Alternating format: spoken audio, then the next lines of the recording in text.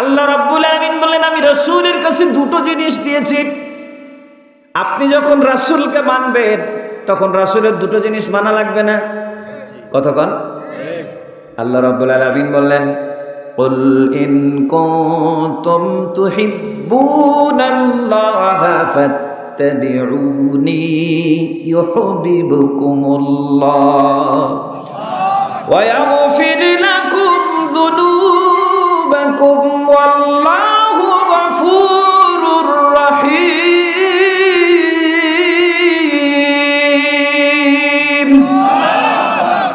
আল্লাহ বলছেন, নবী তুমি বলে দাও, ইন কুনতুম তুহিব্বুনাল্লাহ, যদি তোমরা আল্লাহকে ভালোবাসতে চাও তাহলে ফাত্তাবিউনি, আমি নবীর অনুসরণ অনুকরণ করো। সুবহানাল্লাহ বলেন। তাহলে আমি নবীর কি করো? অনুকরণ অনুসরণ ইত্তেবা করো। তাহলে কি হবে? ইউহিব্বুকুমুল্লাহ, আল্লাহ তোমাদেরকে ভালোবাসবেন। ওয়া ইয়াগফির লাকুম যুনুবাকুম, আল্লাহ তোমাদের যুনুবগুলো গুনাহগুলোকে মাফ করে দিবেন। সুবহানাল্লাহ বলেন। তাহলে নবীর ইত্তেবার সাথে আল্লাহর ভালোবাসাও আছে, গুনাহ মাফও আছে, নবীর ইত্তেবার সাথে আছে। তাহলে নবীর ইত্তেবা মানে কি?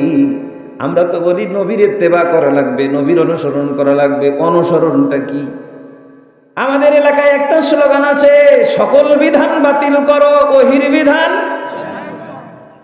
আছে না? এদিকে আপনারা শুনেননি কোনোদিন? জি, সকল বিধান বাতিল করো, ওহির বিধান কায়েম। মানে কি? ওহির বিধান কায়েম মানে কি?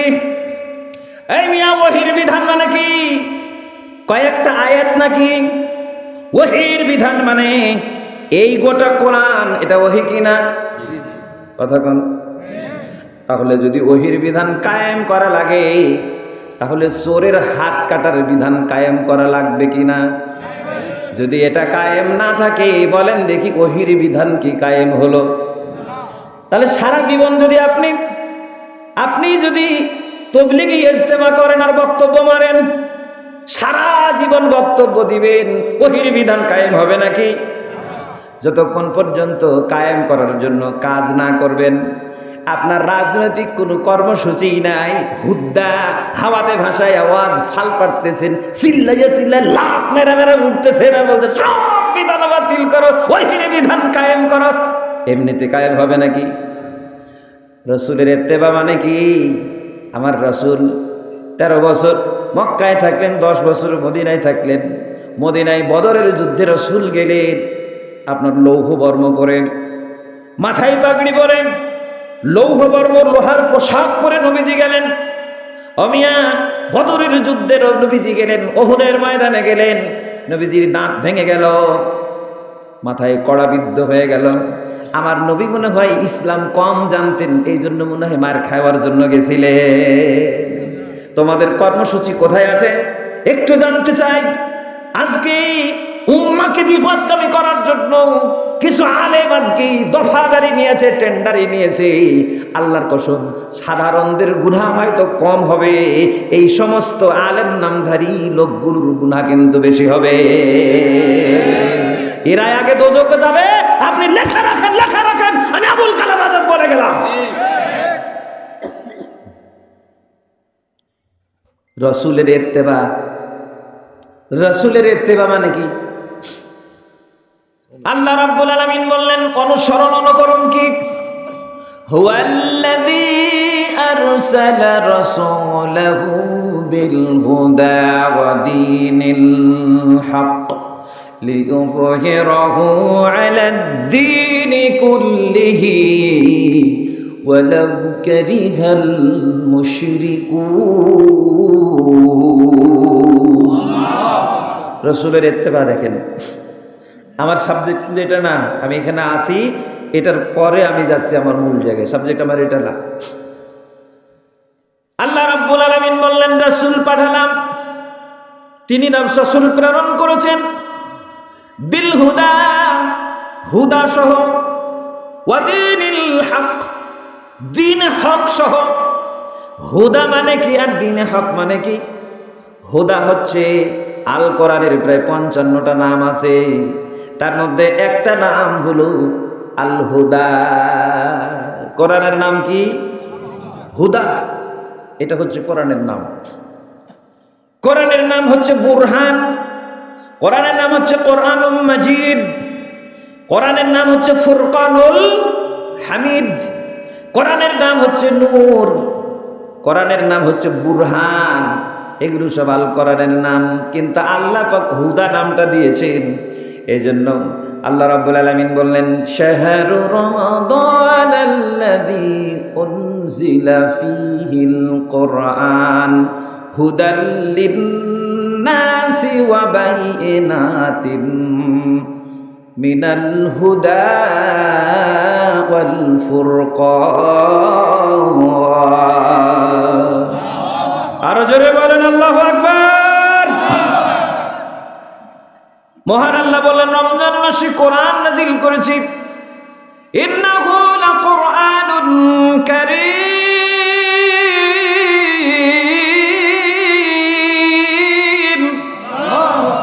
ফি কিতাবিন মাকনুন।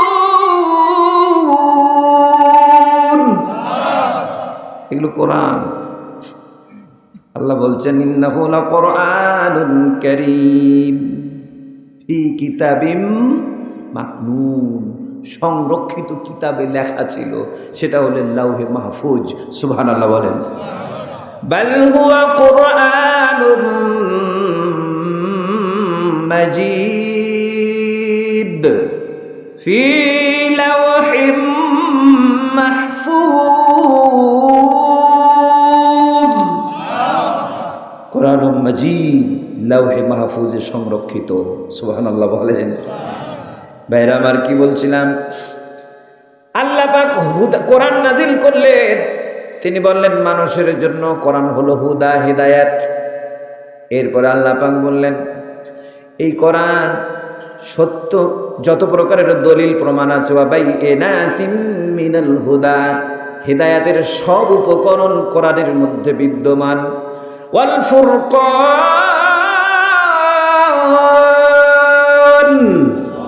কোরআন হলো সত্য মিথ্যা, হক বাতিল, আলো আধার, এর ভিতরে পার্থক্য করে দেওয়ার মানদণ্ডের নামই হলো আল কোরআন। কোনটা জায়েজ, কোনটা না জায়েজ, কোনটা হালাল, কোনটা হারাম, আপনি পাবেন কোথায়? কোথায় পাবেন? আল কোরআনে পাবেন। আল্লাহ বলছেন, এই জন্যই আমি কোরআন নাজিল করেছি। সুবহানাল্লাহ বলবেন না? নবীজিকে আল্লাহ দিলেন হুদা। ছোট করে একটু হুদার ব্যাখ্যা করে আমি আমার সাবজেক্টে যেতে চাই। হুদা হলো সেই জিনিস যে নিজে পথ চিনে অন্যকে চিনাই। আরবি ভাষায় তাকে বলে হুদা। নিজে চিনে অন্যকে চিনাই, তাকে বলে হুদা।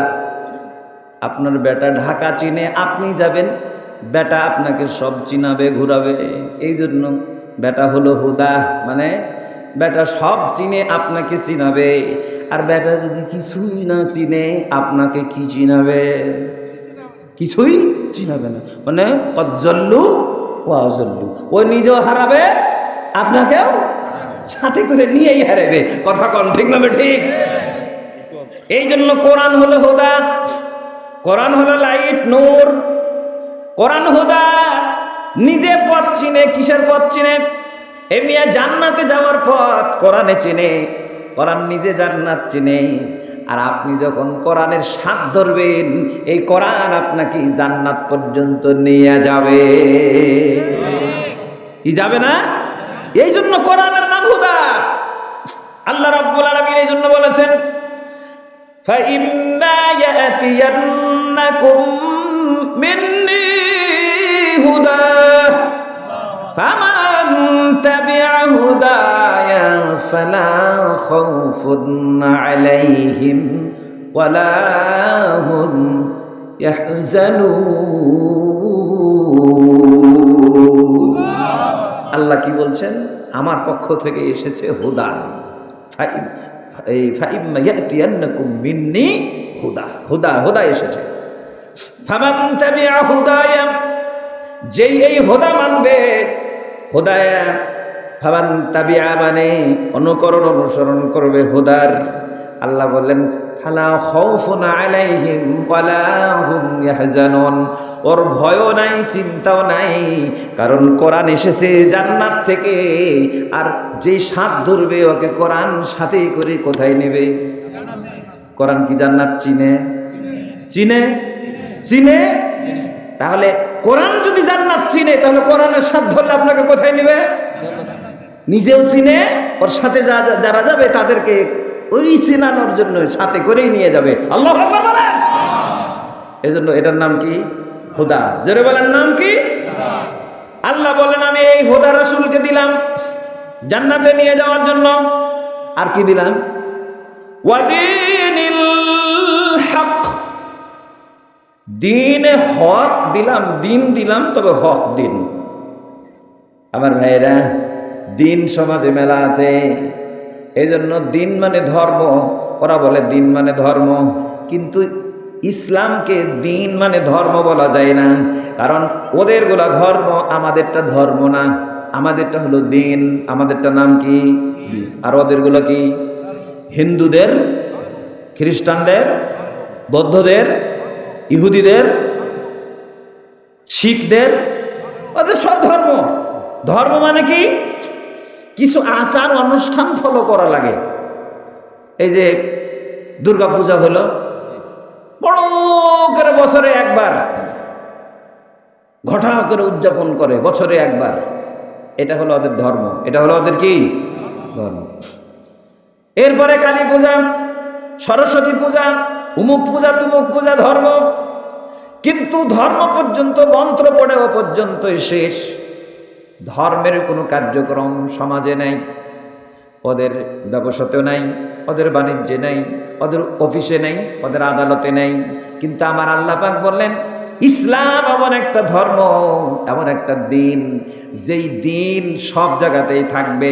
দিন মসজিদেও থাকবে, দিন মাদ্রাসাতেও থাকবে, দিন এতিমখানাতেও থাকবে, দিন গোরস্থানেও থাকবে, দিন আপনার কৃষিক্ষেত মাঠে জমি জমাতেও থাকবে, দিন আপনার ওই ঠেলা গাড়িতেও থাকবে, দিন আপনার কি বলেন আপনার অফিসেও থাকবে, আদালতেও থাকবে, আপনার এমপি মন্ত্রণালয়েও থাকবে, আর আপনার সেক্রেটারিয়েটে থাকবে, বঙ্গভবনেও থাকবে, আর আপনার সংসদ ভবনেও দিন থাকবে।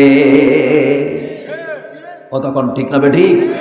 এই জন্য ইসলাম সব জায়গায় তাই থাকবে, থাকবে না, নিয়ন্ত্রণ করবে। ইসলাম সবাইকে নিয়ন্ত্রণ করবে। ইসলাম যা বলবে তাই করতে হবে, যেভাবে বলবে সেভাবেই করতে হবে। এক চুল বাড়ায়া কমায়া করার তোমার কোনো সুযোগ নাই। দিবে না ইসলাম, দিবে না ইসলাম, দিবে না ইসলাম। কতক্ষণ ঠিক না বেটে? এটারই নাম হলো দিন। এটার নাম কি?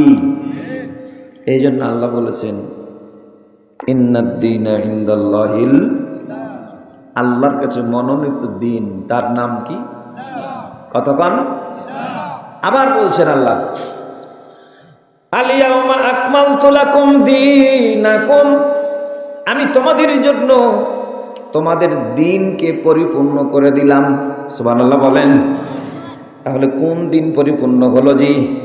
যে ইসলাম আমরা মানি, এই ইসলামটা আমার আল্লাহ পাক পরিপূর্ণ করেছেন। বলেন মারহাবা। আর বিরক্ত করছি না আপনাদের, এখানেই রাখছি। তাহলে ইসলাম একটি পরিপূর্ণ কি? জোরে বলেন, জোরে বলেন। মানুষ মরলে কবর দেয় কোন তরিকায়? কতক্ষণ? ইসলামের তরিকায়। জন্মগ্রহণ করে তখন ওকে বরণ করে কোন তরিকায়? বরণ, জন্মের টাইমে বরণ করে ইসলামের তরিকায়, আবার মরার টাইমে কবর দেয় ইসলামের তরিকায়। আর মাঝখানের সব যখন একটু বড় হয়ে বুঝতে শিখে, তখন কাজ করে কার্ল মার্কসের তরিকায়, লেনিনের তরিকায়, মাও সেতুংয়ের তরিকায়, হিন্দুদের তরিকায়, ইহুদিদের তরিকায়, খ্রিস্টানদের তরিকায়। আর যতদিন জিন্দা থাকে ততদিন স্লোগান দেয়, হয় তাগুতের পক্ষে, না হলে বাতিলের পক্ষে, না হলে কুফুরের পক্ষে। কতক্ষণ ঠিক না বেটি? জি, দুই জায়গাতে ঠিক। জন্মের টাইমে বরণ করলো ইসলামের তরিকায়, আর মরার পরে কবর দিছে ইসলামের তরিকায়। আর যখন বেঁচে থাকছে তখন কিন্তু আর তরিকা নেই। আমি তোমার কথা মতন চলবো নাকি, কম বুঝি নাকি, আমি তোমার খাই নাকি, তোমার পড়ি নাকি, তুই আমার খাইস না, পড়িস না, কিছুই বুঝিস না, তুই মরলে তোর মতন করে কুত্তা বিড়ালে খাগা। তখন বলে যে আসো জি, সবাই মিলে আসো, ঢাকঢোল পিটাও, আল্লাহকে মাছ কাটো, জানাজা দাও, কাজ ফেলে এসো। তখন তো তোমার লেগে আমরা সবাই রাত জেগে বসে থাকি। হ্যাঁ, তখন তোমাকে এই কবরে রাখার জন্য কবর খোঁড়া হয়, বিসমিল্লাহি ওয়া আলা মিল্লাতে রাসূলুল্লাহ বলা হয়, তোমার জন্য জানাজা দেওয়া হয়, তোমার জন্য মাগফিরাতের দোয়া করা হয়, আল্লাহুম্মা মাগফির লাহু ওয়া সাব্বিতহু বলা হয়, আল্লাহ তোমাকে ক্ষমা করে দাও, আল্লাহ কবরে হিসাব সহজ করে দাও, তোমার জন্য তো বলা হয়। আমার ভাইয়েরা মাইন্ড করছেন নাকি? রাগ করছেন না তো? সম্মানিত দ্বীনি ভাইয়েরা আমার, রাসূলের কাছে আল্লাহ খোদাও দিলেন, ইসলামও দিলেন। কেন দিলেন? মহান আল্লাহ পাক বললেন লিইয়ুযহিরাহু আলা দ্বীনি কুল্লিহি। সমাজে যত দিন আছে, বাতিল ইলাহ, বাতিল আদিয়ানে বাতিলা আছে, আল্লাহ বলছেন ওগুলোর উপরে ইসলামের মর্যাদাটা হবে, জায়গাটা হবে সবার কোথায়? উঁচু, উপরে। লিইয়ুযহিরাহু আলা দ্বীনি কুল্লিহি, আদিয়ানে বাতিলার উপরে ইসলামকে বিজয়ী করা লাগবে। এই জন্য রাসূল পাঠাইছি। আল্লাহু আকবার বলেন। তাহলে রাসূল কি ইসলামের বিজয় উনি চূড়ান্ত রূপ দিয়ে গেছেন? কথা কয় না, কথা কন, গেছেন? যদি যায় থাকে তাহলে আপনি যেই মাপেরই আলেম হন, রাসূলের যেটা কর্মসূচি ছিল আপনার কর্মসূচিও ওটাই হওয়া লাগবে। যদি না করেন তাহলে আপনি ইসলামের একটা অংশ মানলেন, ফতোয়াবাজি কম করবেন। এই জন্য বিশ্বনবী তিনি হলেন আমাদের মডেল। আমার আল্লাহ রাব্বুল আলামিন এবার ঘোষণা দিলেন, শুনেন, ওয়াকাদা রাব্বুকা আল্লা তা'বুদু ইল্লা ইয়্যাহু। আল্লাহ পাক বললেন, তোমার রব সিদ্ধান্ত দিলেন, তোমার রব ফয়সালা দিলেন, তোমার রবের এটি চূড়ান্ত সিদ্ধান্ত, আল্লাহ তা'বুদু ইল্লা ইয়্যাহু। পৃথিবীতে কারো গোলামি করা যাবে না, কারো হুকুম মানা যাবে না, কারো আইন মানা যাবে না, কারো নির্দেশ মানা যাবে না, কারো অর্ডার মানা যাবে না। ইল্লা ইয়াহু, শুধুমাত্র অর্ডার মানতে হবে, নির্দেশ মানতে হবে। বলেন তো কার? জোরে বলেন কার? আমার ভাইরা, এবার আপনি আল্লাহর অর্ডার মানার জন্য একটু পূর্বের দিকে তাকাইয়া দেখেন। ভাইরা আমার, যত নবী রাসূল এসেছিলেন সব নবী রাসূল দাওয়াত দিয়েছেন কি? ওয়ালাকাদ বা'আসনা ফি কুল্লি উম্মাতির রাসূলান আন ই'বুদুল্লাহা ওয়াজতানিবুত তাগুত। এই দুটো দাওয়াত আল্লাহ পাক বললেন, যুগে যুগে নবী রাসূল পাঠিয়েছি, তারা এসে বলেছেন আন ই'বুদুল্লাহ, ও পৃথিবীবাসী, ও দুনিয়াবাসী, তোমরা আল্লাহর গোলাম হও, আল্লাহর গোলামি করো, আল্লাহর আইন মানো, আর ওয়াজতানিবুত তাগুত, তাগুত নামে যা চালু আছে এগুলোকে তোমরা ছেড়ে দাও, বর্জন করো। সুবহানাল্লাহ বলেন। তাগুত বুঝেননি আপনারা এখনো, না? আচ্ছা, যুগে যুগের দিকে ইতিহাস তাকান। আমি বেশি তো বলতে পারবো না, সময় কম, একটা কথা বলি। আচ্ছা, ফেরাউন এই মিশরের ক্ষমতায় ছিল। ফেরাউন, ফারাও বলা হয়, দ্বিতীয় রামিসাস ছিল তার নাম, কিন্তু মিশরের যারা বাদশাহ এদেরকে ফারাও বলে, এই জন্য ফেরাউন তার নাম হয়ে গেছে। ফেরাউন কিন্তু ওদের লকব, অনেক ফেরাউন। কিন্তু মুসা নবীর সময় যে ফেরাউন ছিল তার নাম ছিল দ্বিতীয় রামিসাস। কি নাম ছিল? রামিসাস ছিল তার নাম। তো এই রামিসাসের স্ত্রী ছিল হযরত আসিয়া। রামিসাসের স্ত্রী কে ছিল? হযরত আসিয়া। উনি মহিলা মানুষ ছিলেন। হযরত আসিয়া, উনি যেই ঘরের রমণী, ওই ঘরের ওনার হাজবেন্ড, উনি আবার হচ্ছেন মিশরের রব, মিশরের মালিক। রব বুঝেন তো নাকি? মিশরের রব। আর ওই জায়গায় আমার আল্লাহ রাব্বুল আলামিন মুসা নবীকে দাওয়াত দিয়ে বলেন, এই রিসালাত দিয়ে বললেন, ওয়া আনা ইখতারতুকা ফাসতামি' লিমা ইউহা ইন্নানি আনাল্লাহ লা ইলাহা ইল্লা আনা ফা'বুদনি ওয়াকিমিস সালাতা লিযিকরি। আল্লাহু আকবার বলেন। আল্লাহ বললেন, মুসা তোমাকে বাছাই করলাম, আমি তাগুত বুঝাচ্ছি, একটু বুঝেন। মুসা তোমাকে বাছাই করলাম, ইন্নানি আনা আল্লাহ, আমি কিন্তু আল্লাহ। সুবহানাল্লাহ বলেন। ফাসতামি', আমি যা বলছি শোনো, যা বলছি শোনো।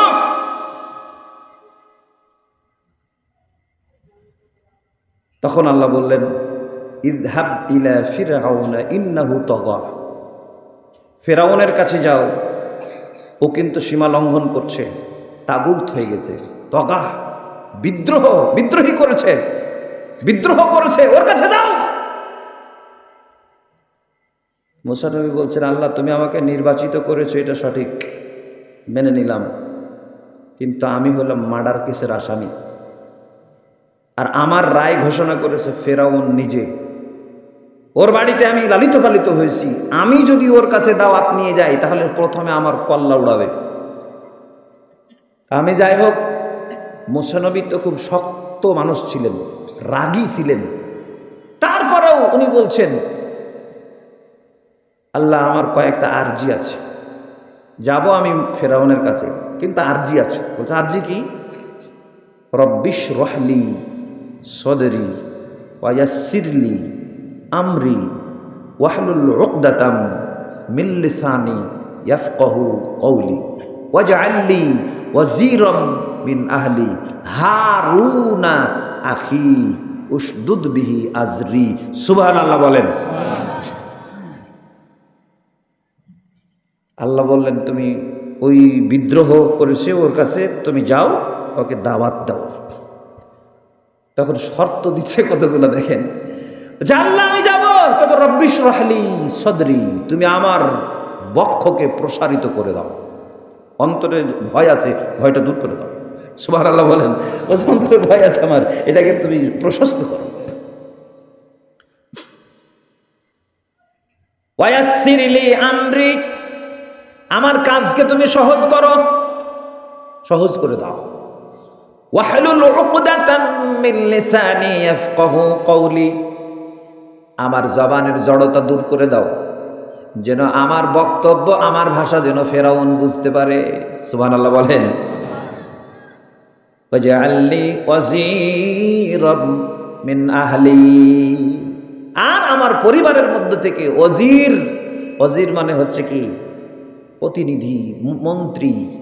হ্যাঁ, আমার পরিবারের মধ্য থেকে একজনকে তুমি মন্ত্রণালয়ের দায়িত্ব মন্ত্রী বানায়া দাও। মিন আহলি, আমার পরিবার থেকে।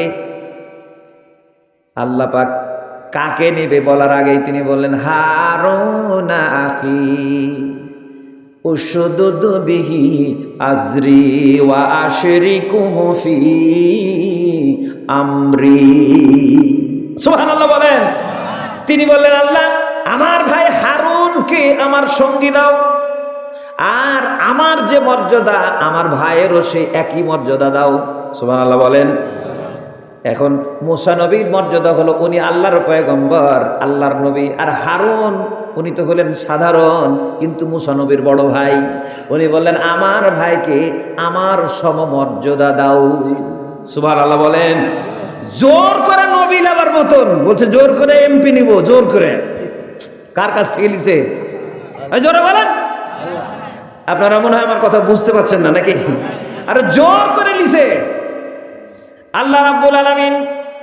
তিনি বললেন, মুসা যাও, তোমার ভাই হারুন কি তোমার স্থলাভিষিক্ত করলাম, মানে তোমার সমমর্যাদা দিলাম, মানে তাকেও নবী বানানো হলো। একই সাথে এট এ টাইম একই এলাকার দুই ভাই নবী। সুবহানাল্লাহ বলেন। হযরতে মুসা আর মুসার ভাই কে? হারুন। দুই ভাই কি? নবী। দেখেন এবার তাগুত কাকে বলে? আল্লাহ রাব্বুল আলামিন বললেন, ইযহাবা। এবার চেঞ্জ হয়ে গেল, এতক্ষণ ছিল ইযহাব, এক বচন, ইযহাবা এবার তাসনিয়া, 2 বচন। আল্লাহ বলেন ইযহাবা, 2 ভাইয়ে যাও, ইলা ফিরাউনা, ফেরাউনের কাছে যাও, ইন্নাহু তাগা, সে বিদ্রোহ করেছে, সে ফাসাদ সৃষ্টি করে, জমিনে অস্থিরতা তৈরি করে, ওকে গিয়ে বুঝাও। আল্লাহ বললেন ফাকুলা লাহু কওলান লাইনান লাআল্লাহু ইয়াতাযাক্কারু আও ইয়াখশা, বলছে একটু নম্র ভাষায় কথা বলিও, যেন সে আল্লাহর উপদেশ গ্রহণ করে অথবা তার অন্তরে যেন ভয় তৈরি হয়, এরকম নরম নরম করে বলবে। আল্লাহ বললেন লা তাখাফা, মুসা হারুন তোমরা 2 ভাই ভয় করো না, ইন্নানি মাকুমা, আমি আল্লাহ তোমাদের 2 ভাইয়ের সঙ্গী হলাম, আসমাউ ওয়া আরা, ফেরাউন কি বলে আমি শুনবো, ওয়া আরা, এবং কি করে আমি তা দেখব। সুবহানাল্লাহ বলবেন না? আল্লাহ নিজে বলছেন আমি শুনবো এবং আমি দেখবো, আমি তোমাদের সঙ্গী হলাম। আল্লাহু আকবার বলেন।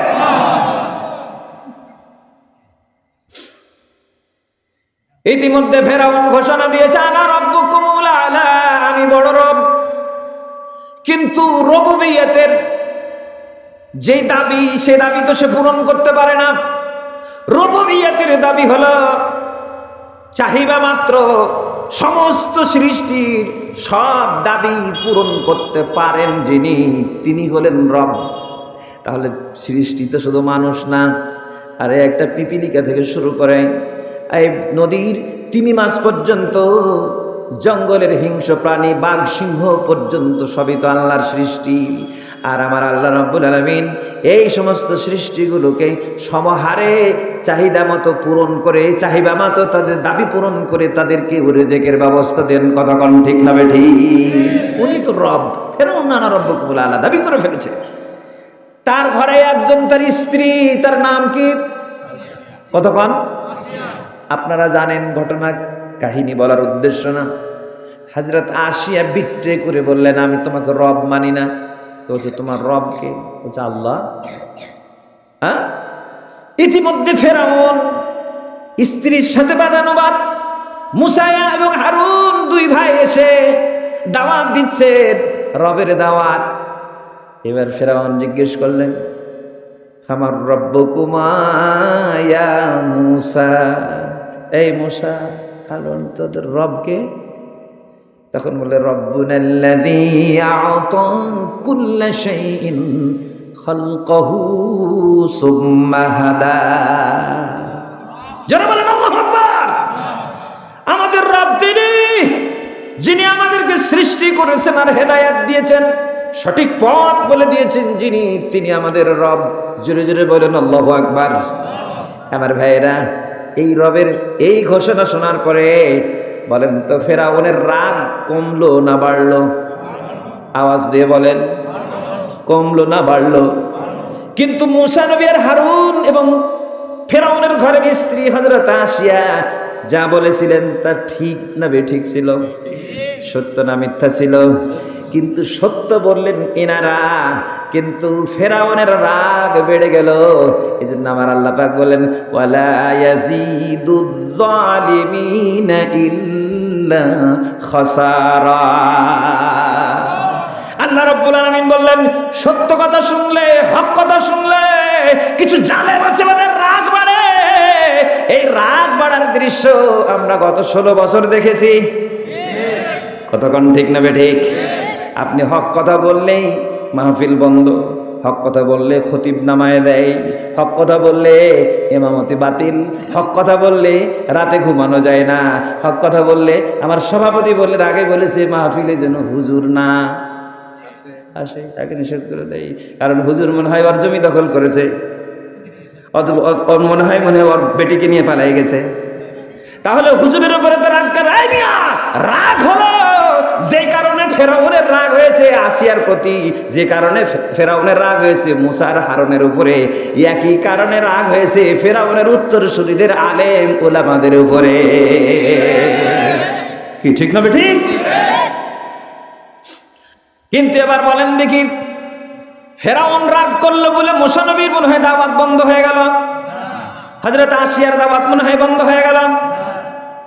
ফেরাউন বলল, আসিয়া তোমাদের কর্মসূচি একই, মূসা হারুন যা বলে তুমিও তাই বলো, ওরা যা করে তুমিও তাই করো, কর্মসূচিতে একই মনে হচ্ছে। তখন ফেরাউন বলল, জারনি, আমাকে ছাড়ো, আন আক্তুলা মূসা, আমি মূসাকে হত্যা করব। ওয়ালিয়াদউ রাব্বাহু, মূসা তার রবকে ডাকুক, কে তার রব আছে, কিভাবে বাঁচাই দেখব। নাউজুবিল্লাহ বলেন।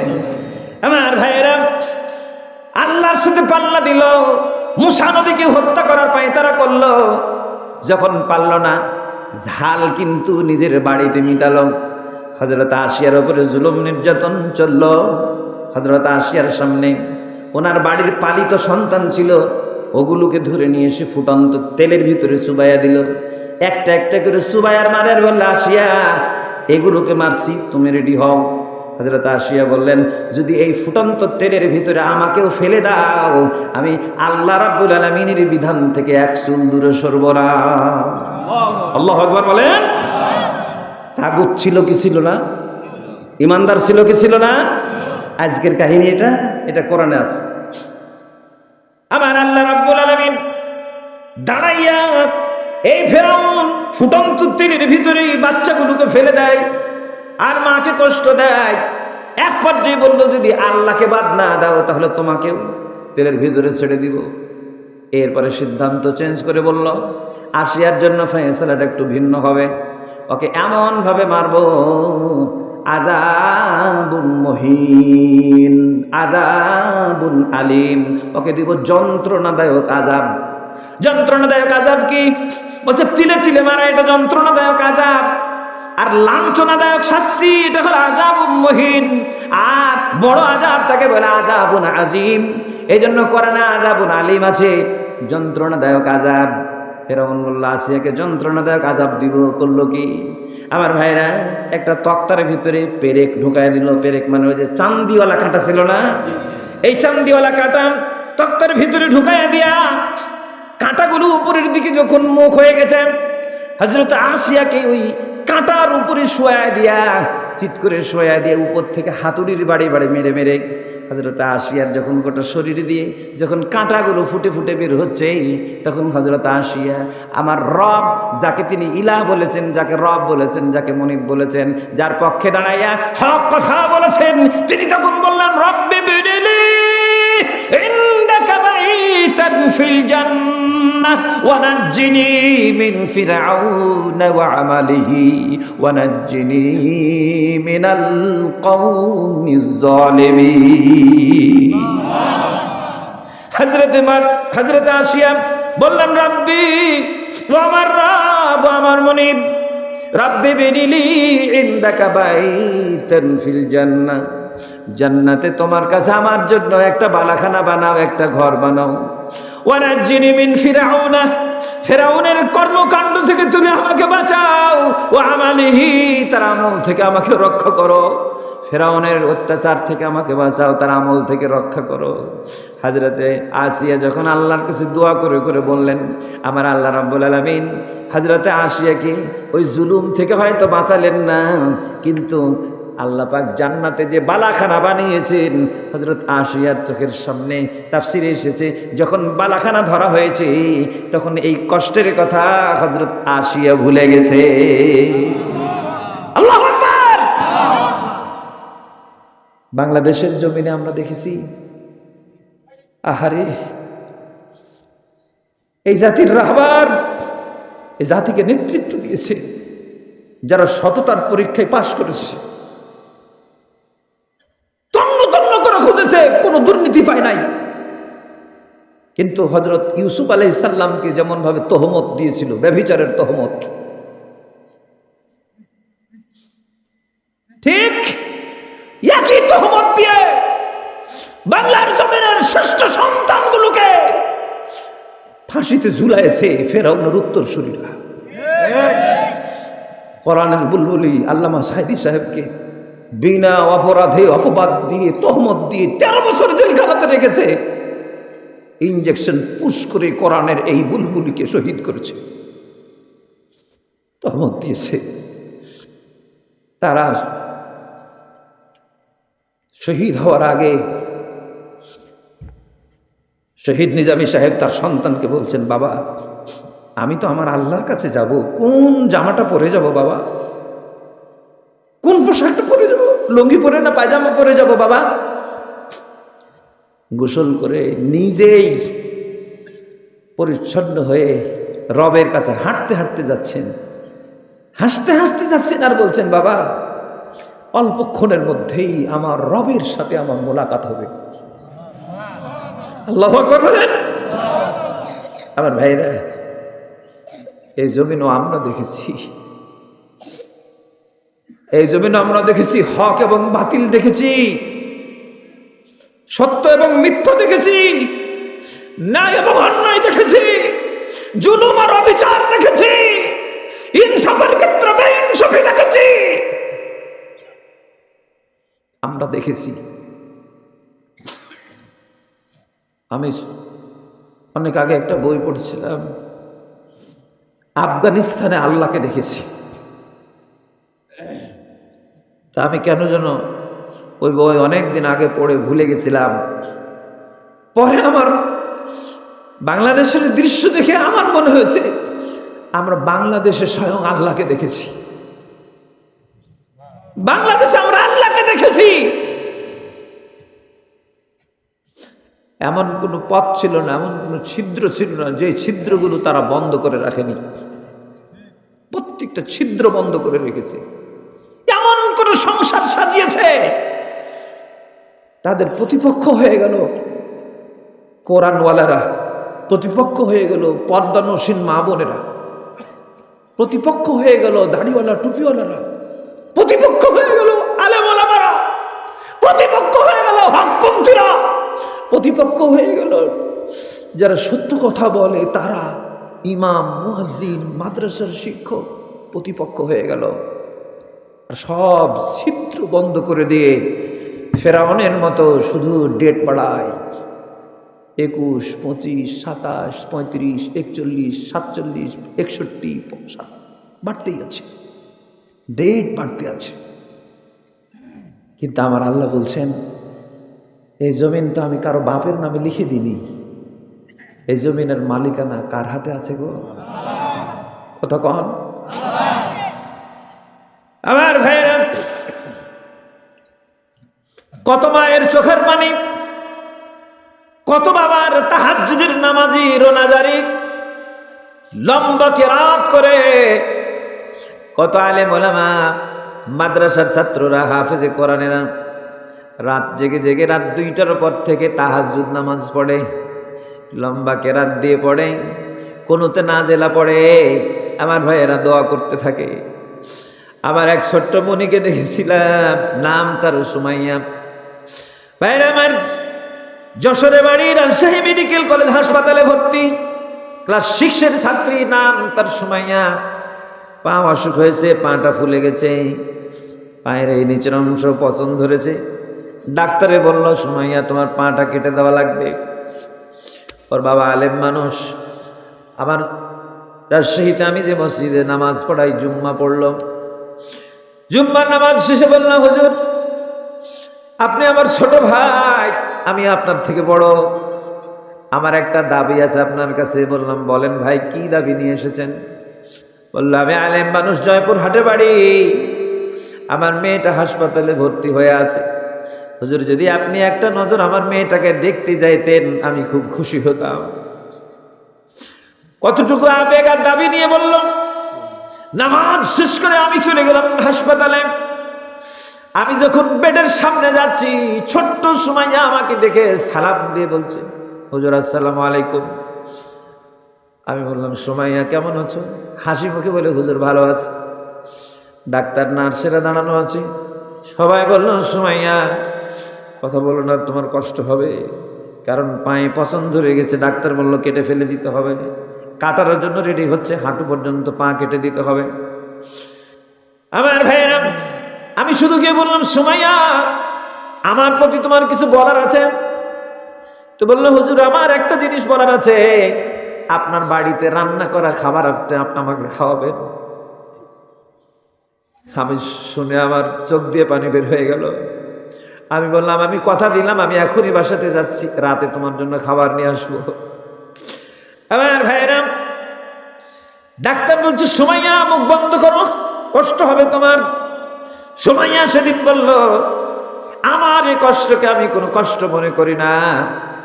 কারণ হচ্ছে আমি জন্মের পর হুঁশ হওয়ার পর থেকে আমি যার ওয়াজ শুনি, আল্লামা সাঈদী সাহেব, উনি রাত জেগে জেগে কঠিন ঠান্ডার মধ্যে জেলখানায় থাকে, আর কোরআনের পক্ষের সৈনিকরা জেলখানার ভিতরে ইতিমধ্যেই কয়েকজনকে শহীদ করে দেওয়া হয়েছে। আমি সুমাইয়া, আমার একটা পা কেটে ফেলা তো দূরের কথা, আমার যদি গোটা জীবনটা বের হয়ে যায় আমার কোনো কষ্ট হবে না। সুমাইয়ার কথা শুনে নার্সও কান্দে, ডাক্তারও কান্দে। আর আমি তো হতবাক, ক্লাস 6-এ পড়ে মেয়ে, বলে কি? আমার ভাইরা, সুমাইয়ার বাবাকে বললাম, ভাই আপনার মেয়ে কি বলে? বলছে, ভাই আমার মেয়ে তো হাসপাতালে এটা বলছে, বাড়িতে আমল আমরা দেখে আমরা নিজেরাই কান্দি। বলছে কি করে ভাই? তো বলছে রাতের বেলা গভীর রাতে উঠে যায়, উজু করে কনকনে শীতের মধ্যে যায় নামাজে দাঁড়াই। আর আমার মেয়ে সুমাইয়া বলে, আল্লাহ আমি সুমাইয়ার হায়াতের প্রয়োজন নেই, আল্লাহ তুমি আমাকে তুলে নাও, কিন্তু আমার বিনিময়ে হলেও তুমি আল্লামা সাঈদীকে মুক্তি দাও।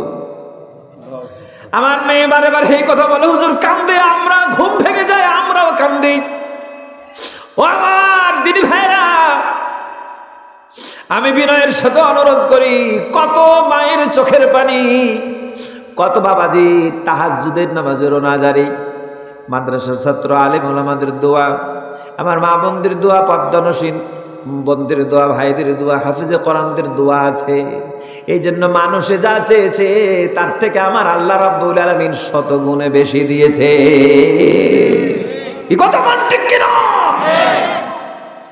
আমি শুধু মিলাইয়ার দেখি আল্লাহ তোমার কোরআন কত সত্য।